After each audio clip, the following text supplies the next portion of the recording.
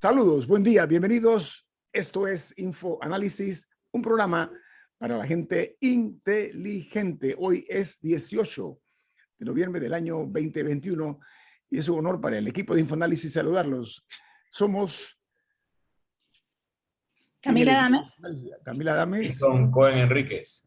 Y Guillermo Antonio Dames. Saludo, hoy nos acompaña el director de La Estrella de Panamá, el periodista Gerardo Berroa, va a estar con nosotros esta mañana, o está con nosotros. Saludos, don Gerardo, ¿cómo está?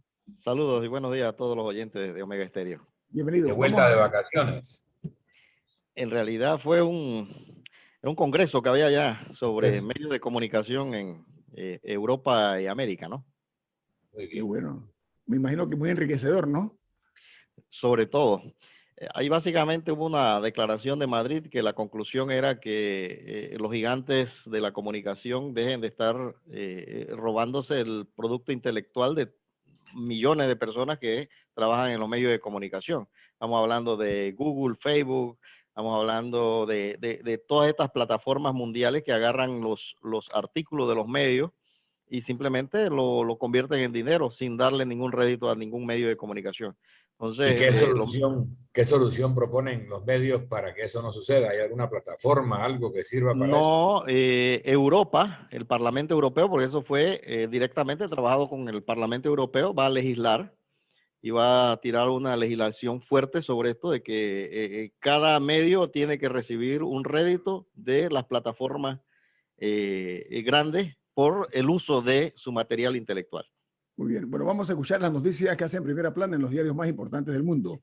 Iniciamos en los Estados Unidos porque precisamente los Estados Unidos ha incluido a Rusia en lo que ellos llaman su lista negra sobre libertad religiosa, aumentando así las tensiones entre ambas potencias, pese a las declaraciones optimistas de los presidentes Joe Biden y Vladimir Putin. Esta es una cumbre que se fue celebrada en junio, ese acuerdo. Mientras, presten atención porque el eclipse lunar parcial más largo en siglos llega mañana, con una luna llena que será nuestro satélite, estará tan cerca del Sol que pasará por la parte sur de la sombra de la Tierra para un eclipse lunar casi total. Será visible en América del Norte, al igual que en el Océano Pacífico y la parte oriental de Asia, y será el parcial más largo en 580 años. Durará 6 horas este eclipse parcial. En Argentina, el precio de la carne vacuna subió un 25% este mes por la presión inflacionaria que impacta un aumento promedio de la carne vacuna del 70% comparado entre octubre de 2020 y octubre de 2021. Esa es la cifra, 70%, de los cuales solamente para el mes en curso, que es noviembre, va a este momento en el 25%. Y en México se crea un batallón turístico de la Guardia Nacional para frenar la ola de violencia en la Riviera Maya. Contará con unas 1.400 unidades o agentes de policía que estarán concentrados para vigilar las joyas turísticas del estado de Quintana Roo. Mientras en Venezuela, según documentos filtrados al diario El País de España, la red que saqueó petróleos de Venezuela cobró en Andorra 216 millones de dólares en comisiones de un contrato de seguros. La jueza de Andorra imputa cargo por blanqueo a 2 filiales de PDVSA y a 3 subsidiarias de la multinacional de reaseguros Cooper Gay. Mientras en los Estados Unidos, el símbolo del asalto al Capitolio, cuya imagen dio la vuelta al mundo, fue condenado a 41 meses de prisión. Se convirtió este hombre en esa foto en la prueba de la penetración del trumpismo en el tema de la teoría de conspiración. No sé si ustedes recuerdan, es un hombre que sale como vestido como indígena con unos cuernos. Ese es el que ha sido condenado a 41 meses de prisión. Disculpen. En Colombia se hunde el proyecto que legalizaba el consumo recreativo de marihuana. El proyecto no sobrevivió a 3 ponencias de archivo y por tercera vez queda en el segundo debate. Mientras en México, el presidente Andrés Manuel López Obrador llega a Washington, salió de México con tapaboca, llegó a Washington con tapaboca y se ha movilizado con ese tapaboca. Recuerden que él se ha negado a usar el tapaboca.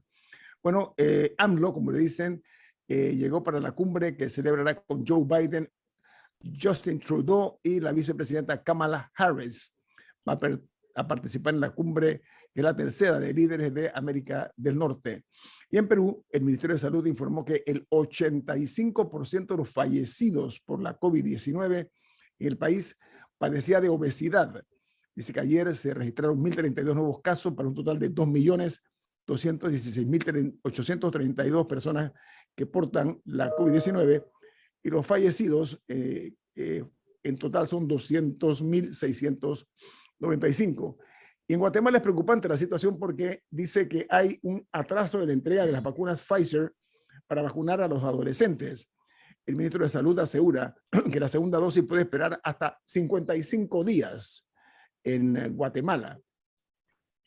Tiene unos números interesantes. Tiene, por ejemplo, son 611.374 casos confirmados y 2.177 activos, mientras los fallecidos son 15.775.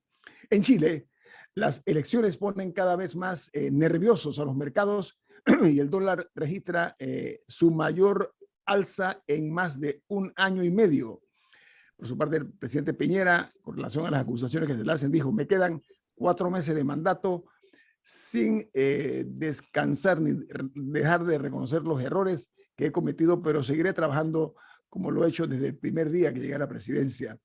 Y en Costa Rica, el alcalde de San José pidió a la constructora MECO mejorar un plantel a cambio de una licitación porque él necesitaba ese favor para inaugurar el espacio pocos días después. MECO sigue siendo titular en Costa Rica, constructora MECO estoy hablando.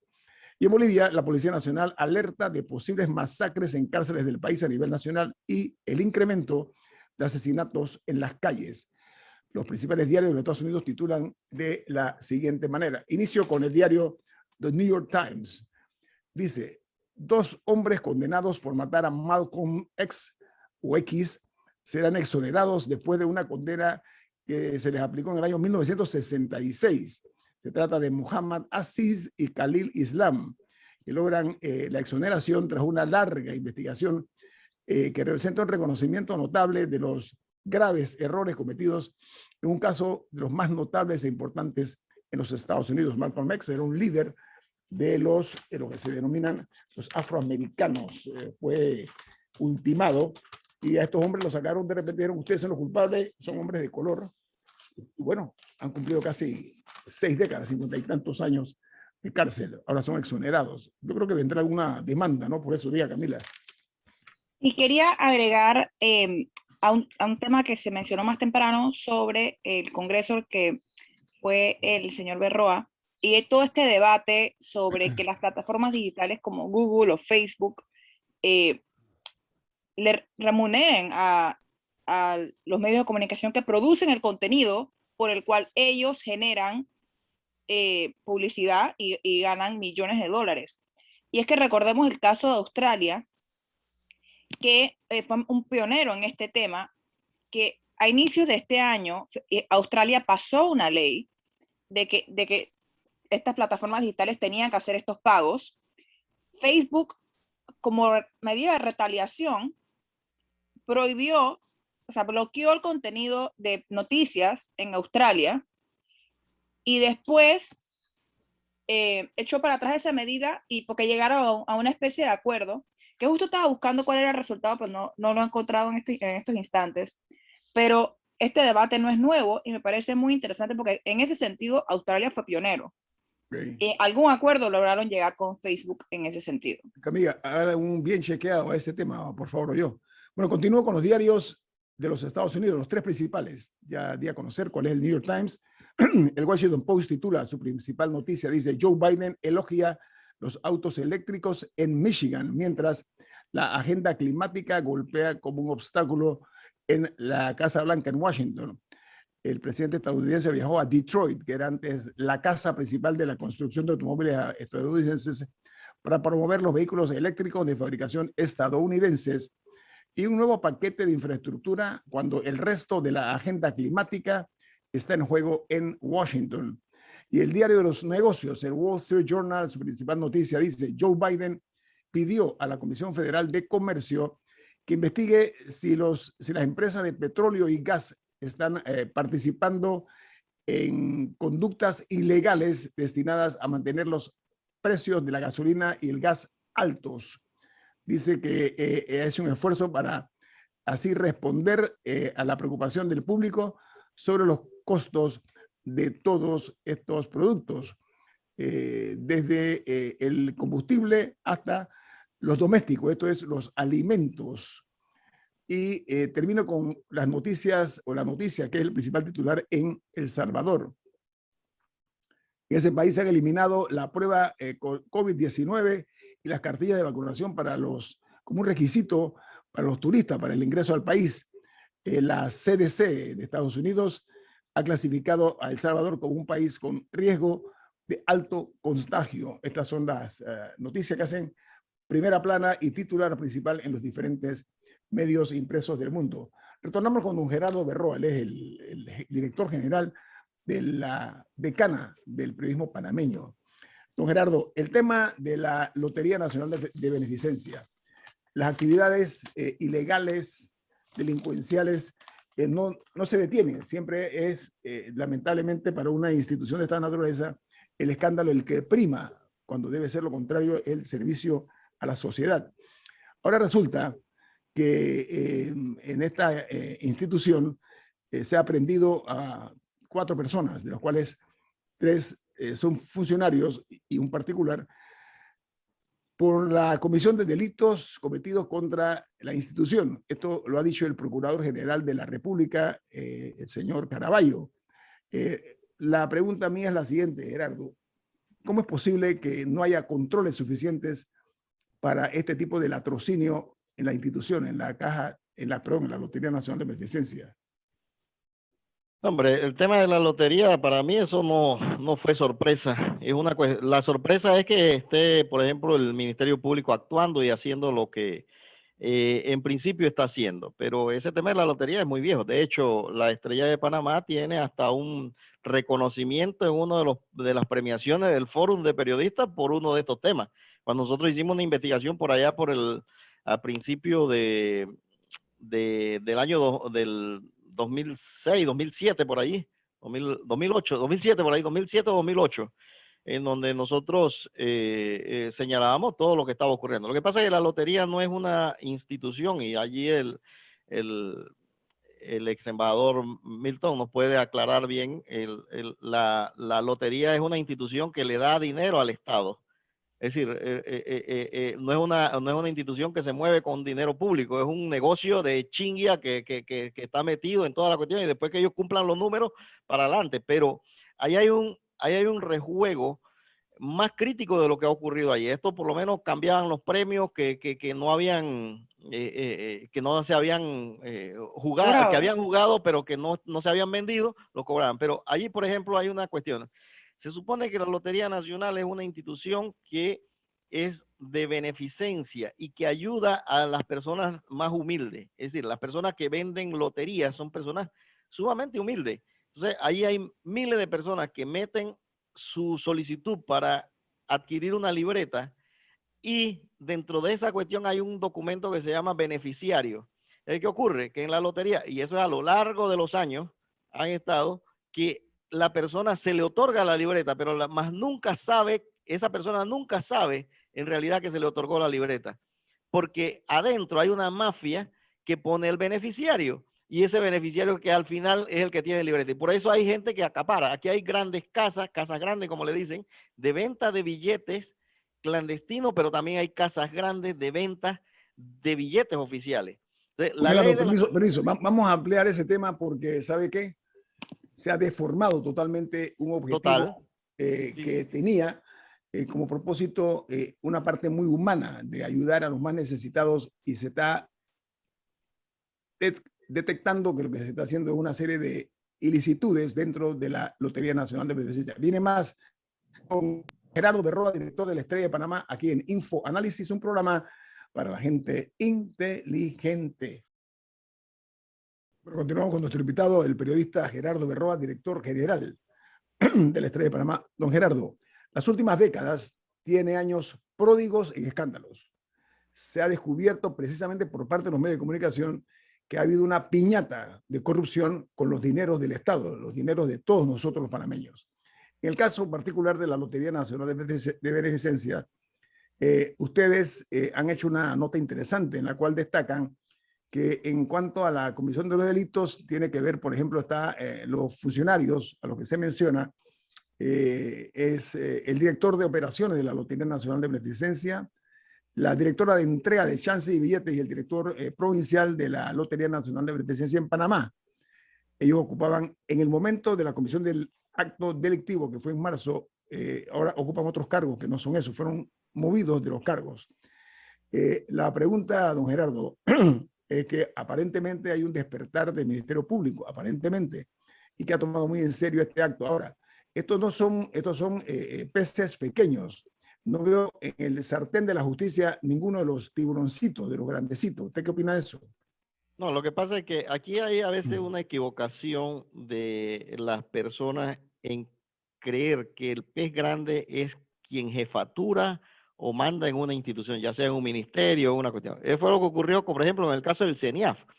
El CENIAF, todo el mundo pedía la cabeza del director, pero el director no estaba metido en esa cuestión. En realidad, los delitos de CENIAF se cometían por personas de estado medio o bajo que facilitaban toda esa cuestión. En el caso de la lotería, los peces gordos no están allí, los peces gordos no están en la institución, los peces gordos están fuera de la institución.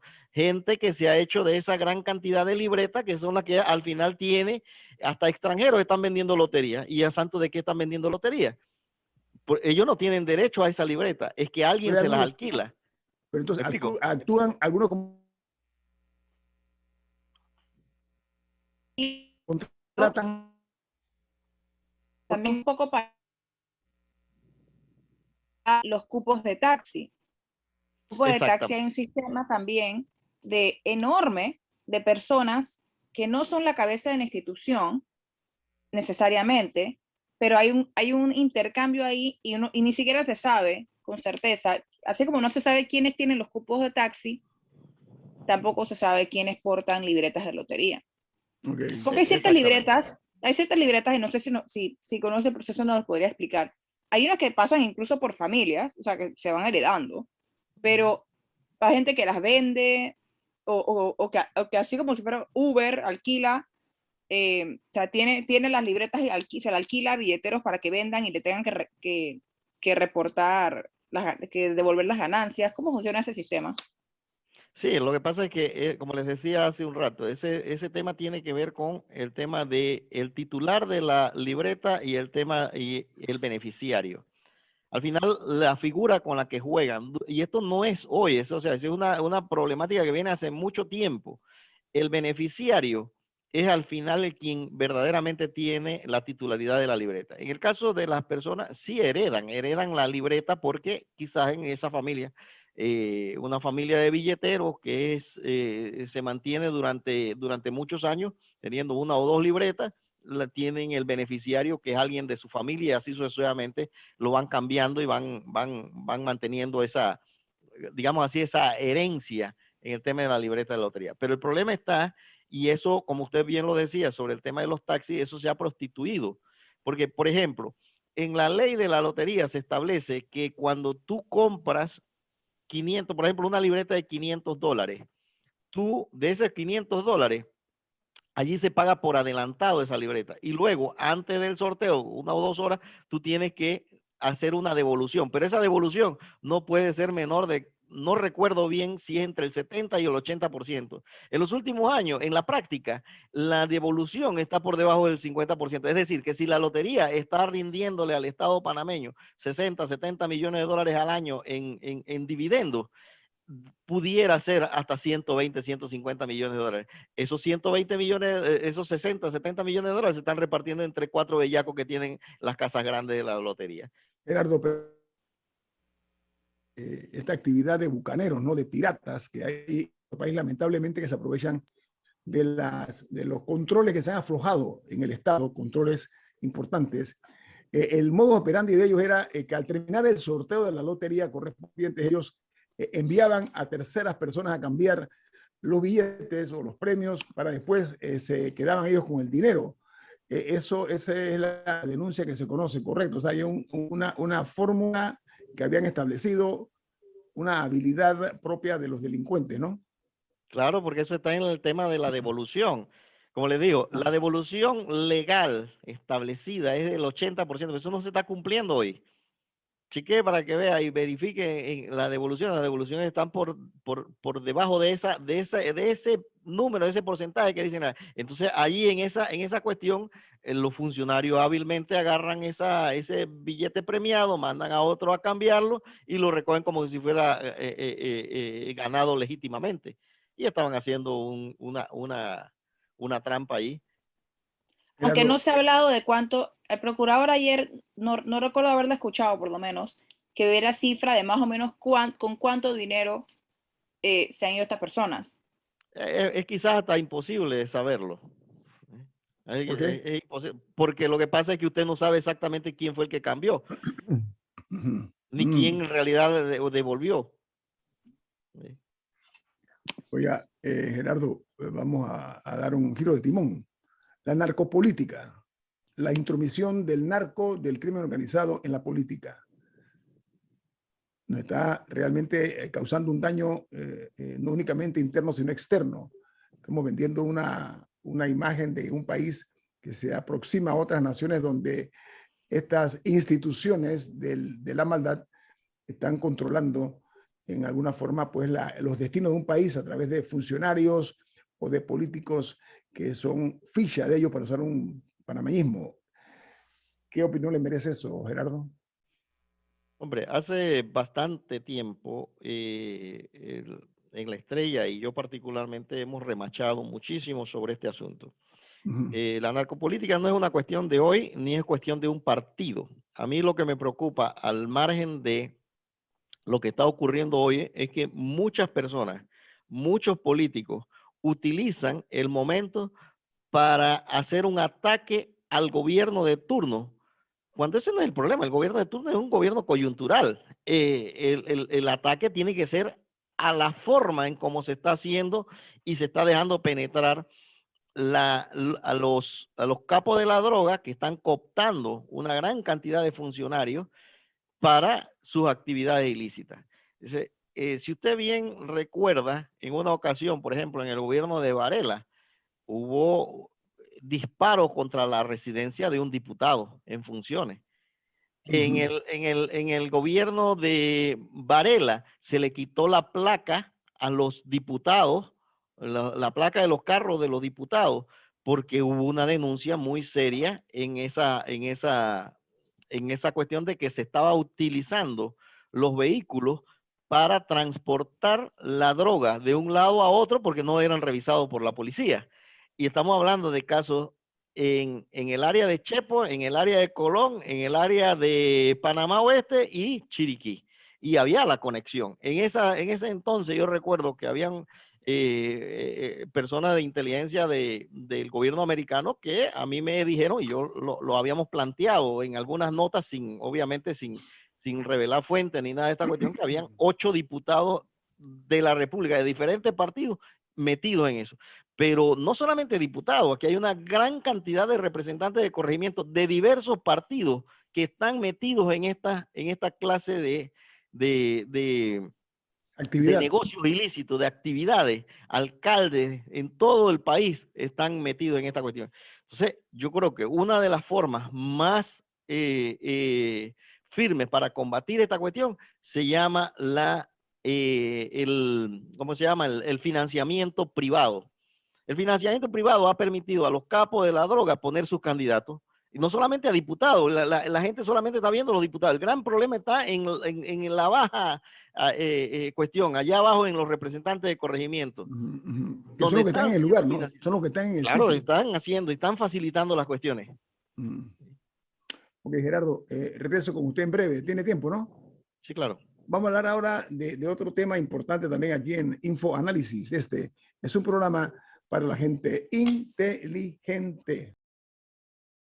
Ok, Hilton, usted iba a preguntarle a don Gerardo Berroa, nuestro invitado esta mañana. Gerardo acaba de regresar de una convención, un congreso en Madrid, entiendo, de medios de comunicación social. No sé si solo los medios escritos, pero hace tiempo se viene discutiendo si tiene futuro la prensa escrita. Históricamente, los grandes medios de comunicación social eran rentables. Algunos que no eran tan rentables eran factor de poder y protegían otros negocios. Por ejemplo, la Estrella de Panamá fue el bastión de la familia Duque y nadie le quitaba el negocio de la lotería a la familia Duque porque eran el medio de comunicación más poderoso por décadas en este país. Me refiero en principio al negocio general de la lotería y luego, cuando sí le quitaron eso, quedó con el negocio de la impresión de los billetes, que no sé si todavía lo hace el grupo familiar Duque. Pero asimismo, otros medios de comunicación en Panamá y en otros eran de conglomerados económicos que se utilizaban al medio de escudo para defender otros intereses también. Hoy en día, casi todos los medios pierden dinero. Algunos se han disuelto, otros se han fusionado, otros han competidores son copropietarios de una sola planta de impresión de papel periódico o de periódicos de papel porque no aguantan ser dueños cada uno de la suya y otros han decidido ya ni siquiera imprimir en papel, sino que son totalmente digitales. Luego está la convergencia de medios, lo audiovisual con lo escrito, con lo de audio solamente y con lo fotográfico de imagen. Todos esos son retos a una función muy importante para la sociedad, que es la comunicación social. Ahora, hay gente que está haciendo dinero con la información y aparentemente son las plataformas digitales, ¿no? Google, Facebook, etcétera, donde la gente reenvía noticias o artículos de forma gratuita, pero el medio o la plataforma lucra a través de la colocación de anuncios. ¿Cuál es el futuro de los medios de comunicación? ¿Tendrán que ser todos propiedad de Jeff Bezos o de una familia que desee mantener el medio andando porque le parece que es una contribución con la libertad de expresión, o lo mantienen subsidiado porque es un escudo para defender sus intereses particulares? ¿Cuál es el futuro que ustedes hablaron en Madrid?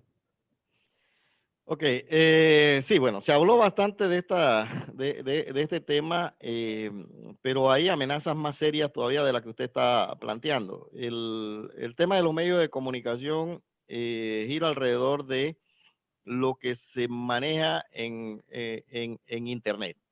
Internet ahora mismo está teniendo un debate y es la Guerra Fría a la que yo me refiero en el editorial de hoy, en el editorial de mañana, respecto a un asunto más grave de lo que hay. Hay una pelea enorme entre el grupo de China y el grupo de Estados Unidos, que son las dos grandes potencias tecnológicas en este sentido. Por ejemplo, China, que tiene unas plataformas que se llama Made in China 2025, Estándar 2030, Iniciativa Global, Nueva Ruta de la Seda. Todo esto tiene que ver con el tema de las plataformas digitales. En Estados Unidos tienen Building BBB World, Blue Dawn, Democratic Alliance for Digital Government. Todas estas cuestiones están en el mundo del Internet ahora mismo. Si el mundo se divide en plataformas que esté dominada por China y otra por Estados Unidos, lo que nosotros conocemos hoy como información global, usted va a tener que utilizar dos celulares para utilizar la plataforma, porque no va a haber un Internet común. Y esa pelea está allí. Y esa pelea tiene que ver entonces con los medios de comunicación social también. Si se logra un acuerdo, y la Unión Europea en eso está tratando de hacer, porque es como un cucaracha en baile de gallina, en este sentido, estos dos bloques grandes, es que se una sola plataforma común que sea universal para poder que nosotros utilicemos Internet tal cual lo vemos hoy. Pero veamos el caso de los medios de comunicación. Los medios de comunicación tal cual nosotros lo tenemos hoy en Panamá para traerlo al patio son un total fracaso. Y no solamente los medios de comunicación con ediciones impresas. Entonces, el periodismo, por ejemplo, yo siempre cuando hablo sobre esta cuestión, el periodismo no es un problema, el periodismo sigue siendo un tema de una profesión que tiene todas sus características y sigue siendo fuerte. Ese no es el problema. El negocio de la información es la que está en problema. Por ejemplo, en Panamá, aquí tenemos 4 diarios impresos, 7 diarios impresos, algo así, más o menos, y todas las empresas, exceptuando una, tienen rotativa. Cuando una sola empresa debiera estar imprimiendo a todos los medios de comunicación, porque Lo que ha pasado hace ninguna muchos funciona. años. Pero como todos estos medios de comunicación fueron creados para defender intereses, entonces ninguno quiere soltar el hueso y ninguno quiere dar el brazo a torcer. Cuando usted se pone a ver eso, y usted dio en el clavo, en realidad son factores de poder, más no factores de comunicación para el bien común. El medio de comunicación que salga y empiece a darle información que sirva al ciudadano para tomar decisiones, realmente ese es el medio de comunicación que va a florecer. Y es lo que está ocurriendo en algunos medios de comunicación del mundo, que no dependen de la publicidad per se, sino dependen del financiamiento, de la suscripción del ciudadano particular. Entonces, Pero Gerardo, un momentito. El ciudadano particular que navega por Internet prefiere no pagar. Siente que tiene el derecho a leer lo que le llega gratuitamente. No importa no, si eso no es tan, eso no es tan cierto, porque, por ejemplo, el diario ABC, el diario El País, el diario El New York Times, todos están dependiendo ya de la suscripción de los suscriptores. Termino la idea. Los medios importantes están tratando de convencer a la gente que tiene que suscribirse, pero los que se suscriben no lo hacen a gusto. Muy pocos están dispuestos a pagar una suscripción. Y aquellos que lo hacen, el New York Times y el País podrían ser rentables. El País todavía no lo deja. Pero la mayoría no han logrado la rentabilidad con eso. Y te digo una cosa, a mí me llega un artículo de un medio que me pide suscribirme y prefiero no leerlo porque me llega tanta información que bueno, ese no lo voy a leer. Y si el que me lo mandó quiere que yo lo lea, le digo, mándame un screenshot porque no me voy a suscribir. Pero Milton, entonces, es un reto el tema de la suscripción. Sí, se lo voy a pasar a Camila, pero quiero nada más a agregar lo siguiente. El New York Times, tú te suscribes por $1 a la semana. O sea, hay la fórmula para crear una conciencia y una cultura. El New York Times lo está haciendo. Lo están haciendo muchos periódicos de los grandotes para que la gente se sienta atraída y sepan que eso tiene un valor. Así que hay una conciencia muy bien tocada en los medios grandes para lograr el sistema de pago por leer. Camila. Lo están intentando, Ñito, pero no están siendo tan exitosos. Hoy en día creo que solo el New York Times es rentable. No, el Wall Street Journal también. No, ya hay varios, don Milton, ya hay varios. ABC de España lo es rentable. El ABC cuesta €1. €1, sí, sí. No es lo que cuestan, es si eso paga el costo de la operación. Tú tienes suscriptores. En cualquier medio tienes suscriptores. El tema es cómo lo haces con poca fricción, lo que llaman low friction, que sea muy fácil y muy barato y vencer esa reacción a que todo lo de Internet debe ser gratis. Es un reto. No te estoy diciendo que está bien o que está mal. Es así. $1 a la semana, $1 a la semana. Bueno, Camila, adelante. Sí.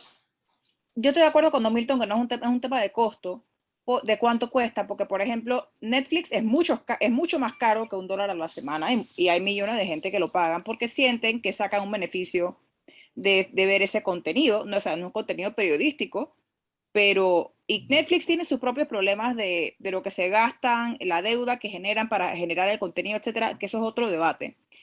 Pero me llama la atención que estamos centrando esta discusión un poco en medios gigantescos, porque por ejemplo el Washington Post, el día que no sea rentable, tiene a Jeff Bezos ahí dispuesto a sacar de su bolsillo para cubrir la diferencia. Me parece que no es comparable con, por ejemplo, medios más pequeños y muchos medios independientes que están surgiendo alrededor del mundo, que tienen modelos un poco distintos. Por ejemplo, incluso algunos de los que pensamos, por ejemplo, la BBC en Londres, es como una excepción. Yo no he encontrado un modelo, o por lo menos no conozco de otro que sea así. Y es porque allá se paga un TV license fee. Básicamente es para, si tú quieres poder ver los canales de la BBC y no sé de qué otros canales, tienes que pagar una licencia y es muy cara. Ahorita no recuerdo el monto. La pagas cuando compras el televisor. Exacto. Cuando compras el televisor, ahí pagas la tasa. Ajá, no recuerdo cuánto es, pero no es barata. Y entonces y eso en parte es lo que financia los diferentes canales de la BBC, no solo las noticias, pero varios de ellos. O por ejemplo, otro modelo que vi es en Italia, había no me acuerdo qué ciudad, había ni siquiera era un municipio, era como un corregimiento, que tenían una radio local. Y yo la fui a visitar y todo, y básicamente es la comunidad la que dona para que se mantenga viva, porque es local y es como de un área, no recuerdo si era como el equivalente a un circuito, un corregimiento, un municipio, no sé qué tan grande, no recuerdo qué tan grande era, pero son los mismos vecinos del lugar los que ayudan en parte a mantenerla viva porque quieren que se sigan contando estas historias y que se sigan cubriendo los problemas locales que ellos tienen. Más allá que si el presidente de Italia hace, no. A ellos les interesan sus noticias e historias y asuntos locales y por eso están dispuestos a financiarlo. Y lo mismo hay otro también que conocí, bueno, que no visité, pero que fui a un taller con una de las periodistas, me acuerdo que era en Guanajuato, y ella conversaba un poco también que parte de la discusión que están teniendo los medios es cómo, así como la gente está dispuesta a pagar por Netflix, o sea, cómo generar contenido que la gente sienta que es lo suficientemente necesario y que lo suficientemente interesante para ellos para querer contribuir a su financiamiento. Y por último, también han surgido otras plataformas, como por ejemplo Patreon, que es un sitio web que lo utilizan no solamente medios, o sea, muchas personas que usted quizá vea en YouTube se financian a través de Patreon, que es básicamente que uno puede decir, yo todos los meses te doy $1 o $2 o $5 y tú te suscribes ahí y ellos te lo van descontando en una tarjeta o algo así. Y esto va a los creadores y obviamente la plataforma se queda con parte. Este es el caso de muchos creadores en YouTube. Incluso Ayudinga, por ejemplo, empezó así. En Panamá, o sea, Ah. Ayudinga, cuando no tenía tanta exposición, dependían de un par de personas que les donaban $1 al mes, $2 al mes, otros que donaban más y así. Así que es un debate que se está teniendo alrededor del mundo con diferentes modelos, tanto en medios periodísticos como medios más dedicados a A lo producciones, particular. ajá, o incluso a personas que son solitas en sus casas con un micrófono y una cámara, Podcast. queriendo hacer un contenido. O sea, esto es un debate que se está teniendo. Nito, hay una contribución que tú puedes hacer de una experiencia similar, que es el tema de los derechos por música. En mucho tiempo la música no se cobraba los derechos, en otro tiempo se quiso cobrar y luego llegaron a un sistema donde tú pagas una mensualidad, tal vez Nito nos puede explicar mejor, y luego la entidad que representa a los artistas y compositores, entonces distribuye de acuerdo a las listas de música que da cada emisora. O sea, ¿cómo funciona el sistema del pago por derecho de autor en música y cómo se puede traducir eso a medios de comunicación? Todas las radios pagamos, todas las radios de Panamá Así pagamos es. un fee mensual, por una parte. La televisión también hace otro tanto por lo que se llama la ley de derecho de autor. Oye, tengo un corte comercial. Le agradezco mucho a don Gerardo Berroa la participación aquí esta mañana, Infoanálisis, siempre enriqueciendo mucho el aspecto informativo. Que tenga usted un buen día, don Gerardo. Muchas gracias y gracias a todos los oyentes y encantado de participar con ustedes. Gracias, que tengan un Hasta buen luego. día. Vamos al corte comercial. Esto es Infoanálisis, un programa para la gente inteligente.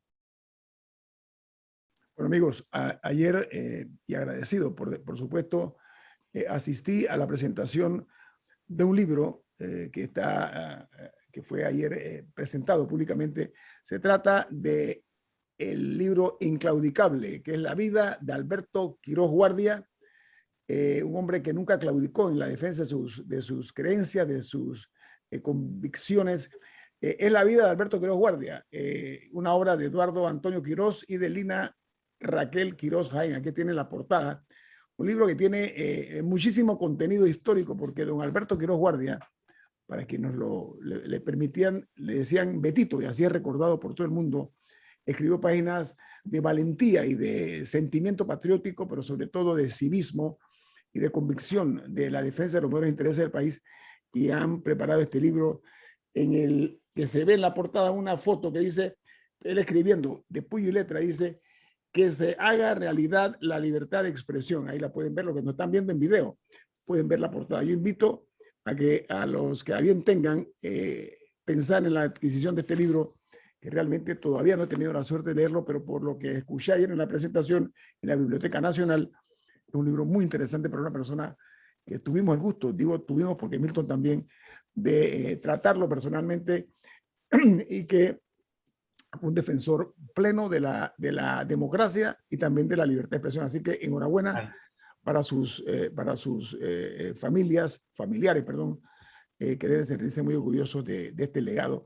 Don Alberto Quiroz Guardia, no sabía, Milton, él escribía poemas y todo, o sea, un hombre muy prolífico, interesante. Un hombre prolífico, una familia de luchadores. Él no solamente, él era Betito porque su padre Alberto Quiroz y Quiroz, también fue un importante dirigente cívico y político en su época, y sus hijos, Alberto, Tetela, Irma, todos ellos también, tanto en el campo artístico como en el campo de las luchas por la libertad, han jugado papeles muy importantes. Así que es una familia que le ha dado mucho a este país y hay que recordar el aporte de don Alberto Quiroz Guardia a través de esta obra también. Gracias, don Milton. Bueno, vamos a platicar acerca de un proyecto que no le ha prestado ninguna atención ni mucho menos interés la Asamblea Nacional, y es el proyecto, que es el de la extinción de dominio, que tiene que ver con la incautación de bienes ilícitos, producto del narcotráfico, del crimen organizado, etcétera, que le genera muchos ingresos al Estado si se manejan adecuadamente. El propósito de esta ley, qué casualidad que los diputados hasta ahora no le han dado importancia y la han dejado para el otro año, tiene que ver mucho el régimen de extinción de dominio como parte del combate a precisamente el blanqueo de capitales y los delitos conexos, porque los bienes adquiridos de manera ilícita, el Estado los cautela, pero no se le está dando el trato adecuado. Ayer, nuestro invitado ayer precisamente nos hablaba de eso, el candidato presidencial José Brandón Figueroa, que fue diputado también. Entonces yo quisiera exhortar, Milton, que este proyecto que está estancado en la Asamblea Nacional, este proyecto que es el 625, se le dé la importancia de vida por lo que se perfila en el presente y en el futuro de la presencia de la narcopolítica y del crimen organizado en la política, en la clase política panameña, pero ojalá que reflexione la Asamblea Nacional y que logre el propósito que coadyuvaría muchísimo a evitar esto. Y la otra que a mí me preocupa, Milton, yo creo que debe tomarse en cuenta, es que aquí se eliminó lo que se llamaba el récord policivo, ¿recuerdas, no? Hoy tú contratas a una persona sin saber cuáles son sus antecedentes. Entonces esto ha ocurrido también en la clase, en el Estado. De allí que hay, supuestamente, dicen algunas, no pocos, que la intromisión precisamente de personajes con reputación dudosa logran insertarse en el Estado porque no se conocen sus antecedentes penales. Son dos figuras que me gustaría, Camila y Milton, a ver si hablamos un poco al respecto, porque en otros países como Colombia, El Salvador, Honduras, Ecuador, Bolivia, Perú, esta es una medida que se toma con mucho ahínco. Entonces yo quería referirme, con el permiso de ustedes, al tema del régimen de extinción de dominio, que tiene que ver con, repito, el blanqueo de capitales y los delitos conexos. Milton y Camila. Nosotros hemos hablado del tema de la penetración del narcotráfico en la política, en el poder, etc. Y a veces no queda muy claro cómo lo hacen y qué hacen. El caso del récord policivo es un buen ejemplo. Antes, cuando tú aplicabas a un trabajo, te pedían tu récord policivo, que era una certificación de parte de la autoridad, la policía judicial, etcétera, de si tú habías sido penado por algún delito alguna vez en tu vida. Eso permitía al empleador determinar si te quería contratar o no en base a tus antecedentes, igual que tus antecedentes financieros le permiten a un banco decidir si te presta o no te presta dinero, o cuál es el nivel de riesgo de prestarte a ti. Igual, no es lo mismo una persona que no ha cometido ningún delito nunca, contratarlo para guardia de seguridad, que una persona que ya fue condenado una vez por homicidio o por tráfico de drogas y que aplica el puesto de guardia de seguridad. La agencia debiera poder verificar esos antecedentes para no cometer un error que puede costar la vida a alguna persona de contratar como guardia de seguridad a una persona que mantiene algún tipo de vínculo con alguna pandilla organizada o banda organizada. Entonces, utilizando los argumentos de la protección a los derechos humanos y de que nadie puede ser condenado 2 veces por la misma falta y que si ya tú pagaste en prisión la falta que cometiste, ¿cómo vas a pagar el resto de tu vida con ese baldón de escarnio de que todo el mundo que te va a contratar sepa que alguna vez estuviste en prisión por haber cometido tal o cual delito? Se logra la eliminación del récord policivo y se logra la prohibición de que se pidan este tipo de antecedentes en el momento de contratación. Entonces, el argumento para eliminarlo tenía mucho peso, tenía fuerza y seguramente gente de muy buena fe lo utilizó, pero en el fondo, por detrás, pudo haber algún tipo de organización vinculada con el crimen que tenía interés en que eso se eliminara para poder ellos colocar personas donde les convenía, sea una agencia de seguridad o sea en el aparato estatal. Por otra parte, en lo de la extinción de dominio, me gustaría que alguien tal vez como José Raúl Mulino precisara, porque yo creo que él llegó a decir que esa normativa de la que estamos hablando para justificar la iniciativa actual ya existe. Y es básicamente que antes, cuando el Estado detenía a una persona acusada de un delito, no había sido condenada todavía, pero lo detenía con un auto de $250,000 o había una aeronave donde se había transportado droga o una lancha o un hato ganadero que supuestamente se había adquirido con dinero producto de una actividad delictiva, quedaba el Estado custodiando bienes cuyo mantenimiento no tenía presupuesto para pagar. El bien se perdía o se deterioraba mientras el proceso determinaba si la persona era culpable o inocente, o si el bien era parte o no de una actividad delictiva. Cuando finalmente la justicia fallaba, ese bien estaba destruido o inútil o con un valor simplemente insignificante. Entonces la idea era que al momento de la cautelación el bien perdiera su vínculo de propiedad con la persona detenida, se pudiera liquidar, vender, etcétera, y que ese dinero se depositara en una cuenta que si la persona resultaba culpable llegaba a las arcas del Estado y si era inocente se le devolvía el valor monetario del bien que había sido aprehendido. Y a mí me dicen que eso ya está en la ley. Entonces lo que yo quisiera saber es esta nueva ley, ¿en qué cambia lo que ya existe? ¿Cuál es la nueva modalidad por lo cual se hace importante? Y eso lo tiene que decir alguien que la conozca. Vamos a invitar a alguien que esté en conocimiento pleno de ese tema. Oye, tenemos que irnos, pero antes con una buena noticia. Y es que la gasolina, para los que no están enterados, a partir de mañana va a tener un ajuste en positivo, ¿no? Así que ya lo saben, mañana baja, creo que son 2 centavos más o menos lo que baja. 4 centavos el... Bueno, sí, 4 centavos el litro. Muy bien, así que ya lo saben, mañana baja la gasolina. Bueno, nos vamos porque viene Álvaro Alvarado con su programa Sin Rodeos.